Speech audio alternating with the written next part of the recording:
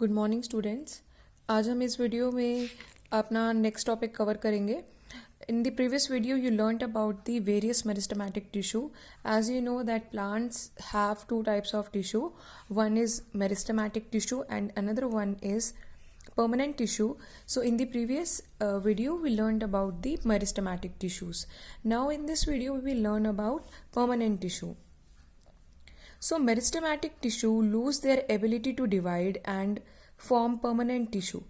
जब meristematic tissue जैसे meristematic tissue के जो सेल्स धीरे धीरे पुराने होने लग जाते हैं तो वो क्या करते हैं, अपनी एबिलिटी को लूज कर देते हैं। उनके अंदर जो एक डिवाइड करने की ताकत होती है वो ख़त्म होने लग जाती है और वो एक परमानेंट टिश्यू में बन जाते हैं। परमानेंट टिश्यू में बनने का मतलब क्या है कि उन सेल्स की एक स्पेसिफिक शेप हो जाती है और एक स्पेसिफिक फंक्शन होता है।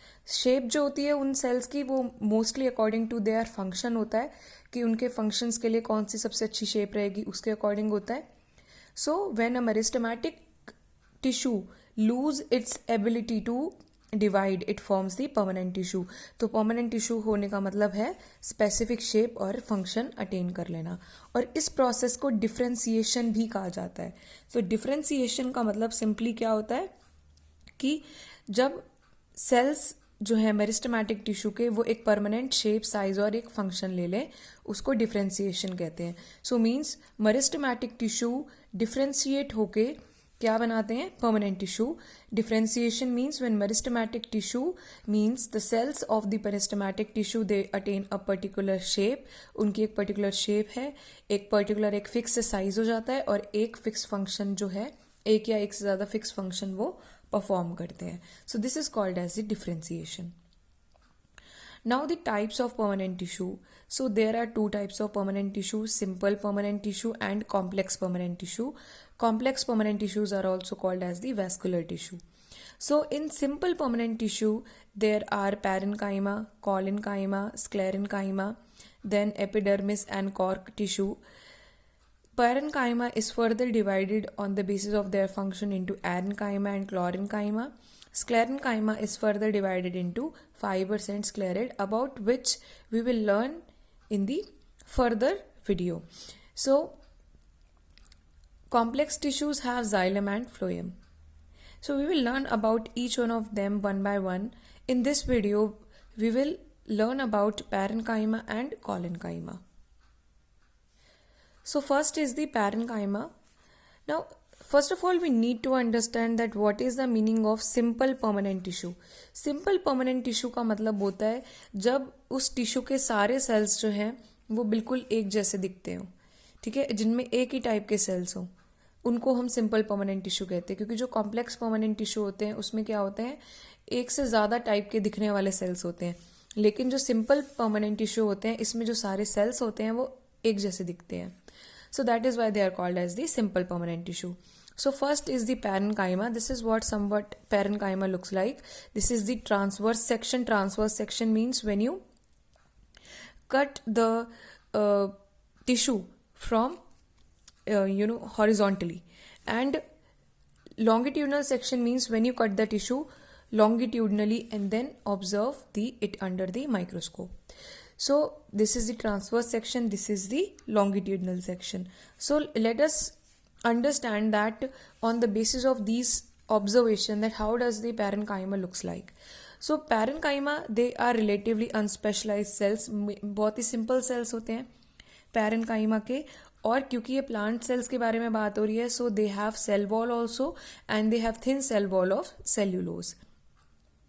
सेल्स कैसे होते हैं, लिविंग होते हैं, जिंदा सेल्स होते हैं, लिविंग सेल्स होते हैं, और इनकी शेप राउंड भी हो सकती है, ओवल भी हो सकती है, पॉलीगनल भी हो सकती है, कैसी भी शेप हो सकती है। सेल्स जो होते हैं वो लूजली पैक्ड होते हैं। लूजली पैक्ड मतलब जैसे आप देख रहे हो इन सेल्स के बीच में खुली खुली जगह है, तो इस खुली जगह को क्या कहा जाता है, इस खुली जगह को, इस स्पेस को क्या कहा जाता है, इंटरसेल्युलर स्पेसेस। इंटरसेल्युलर स्पेसेस का मतलब क्या होता है, इन बिटवीन द सेल्स जो स्पेस होता है उसको इंटरसेल्युलर स्पेसेस कहा जाता है। सेल्स कैसे दिखते हैं, इसके डेंस साइटोप्लाज्म होता है, साइटोप्लाज्म खूब डेंस होता है, अच्छा खासा साइटोप्लाज्म होता है, और सेंटर में एक ऑलमोस्ट सेंटर में क्या होता है, एक प्रोमिनेंट न्यूक्लियस भी होता है इनके पास, and also they have either one large और more than one small vacuoles. कई बार क्या होता है, ये अगर वैक्यूल्स हैं छोटे छोटे तो वो डिवाइड हो जाते हैं पूरे सेल के अंदर, या कई बार क्या होता है जैसे आप इसमें देख रहे हो कि न्यूक्लियस और बाकी सारे सेल ऑर्गेनेली साइड में हो जाते हैं और सेंट्रली एक पोजीशन जो है वो वैक्यूल ऑक्यूपाई कर लेता है। सो this is how parenchyma looks like.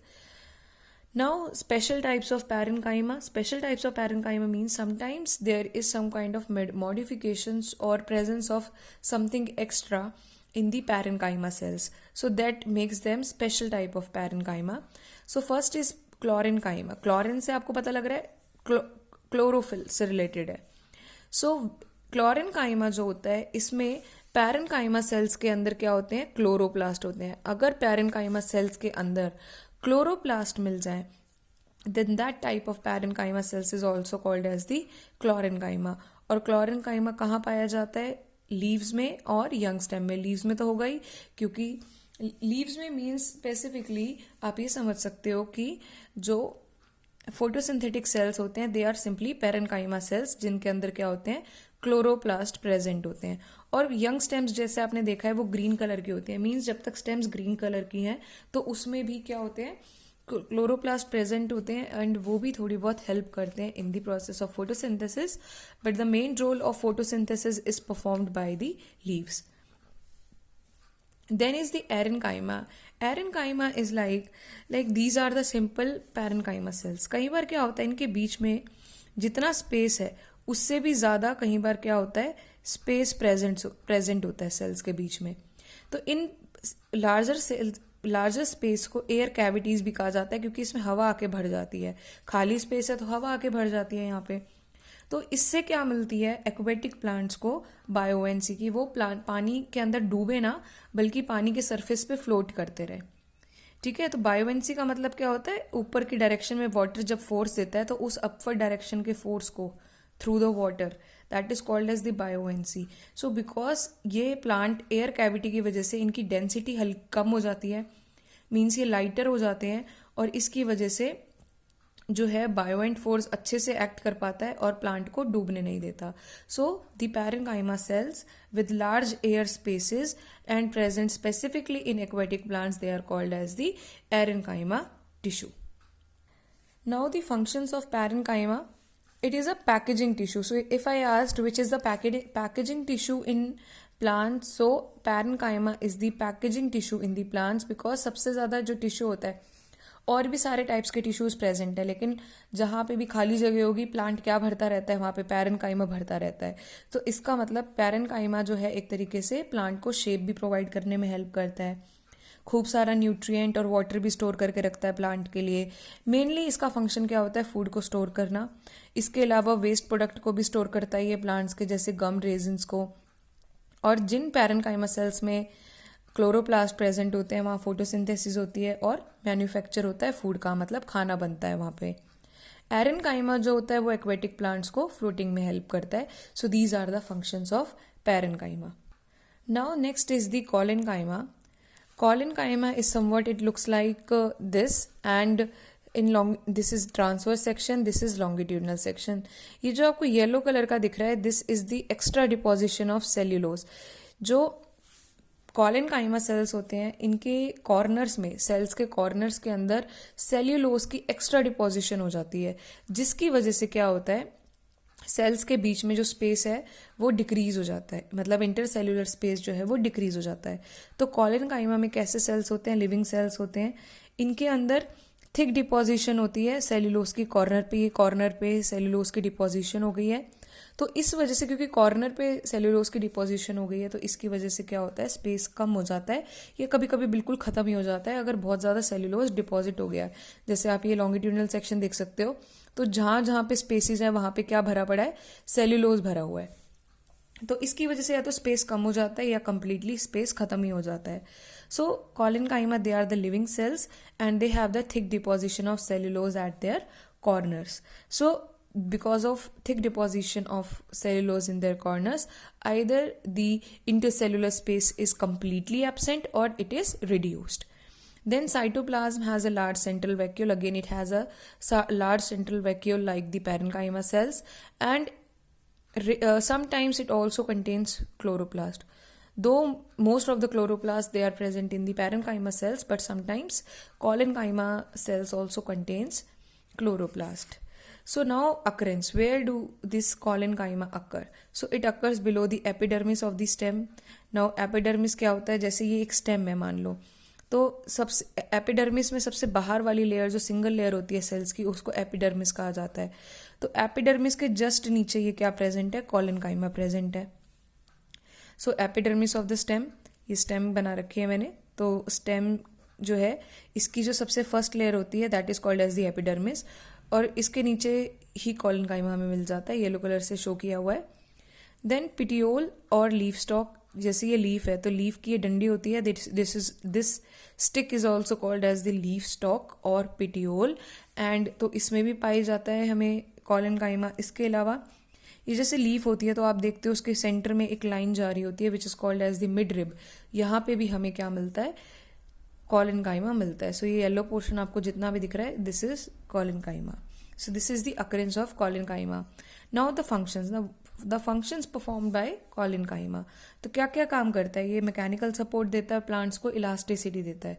Elasticity देने का मतलब क्या है, जैसे आपने देखा है कि जो यंग स्टेम्स होती है, ग्रीन स्टेम्स होती हैं, ये जो लीफ होता है तेज़ हवा भी आती है, अगर कोई एक बहुत ही ज़्यादा हार्ड ऑब्जेक्ट होता या तो उसको कोई फ़र्क नहीं पड़ता, या फिर एक्सेसिव फोर्स से वो टूट जाता. लेकिन जो कॉलेनकाइमा है वो क्या करता है, वो पार्ट्स को बेंड होने में हेल्प करता है. जैसे इलास्टिक बेंड हो जाती है ना, ऐसे ही लीव्स भी तो बेंड हो जाते हैं और टूटते भी नहीं है, हवा के साथ बहते रहते हैं. लीव्स भी जो पतली पतली स्टेम्स होती हैं वो भी हवा के साथ बहती रहती है, लेकिन वो टूटती नहीं है.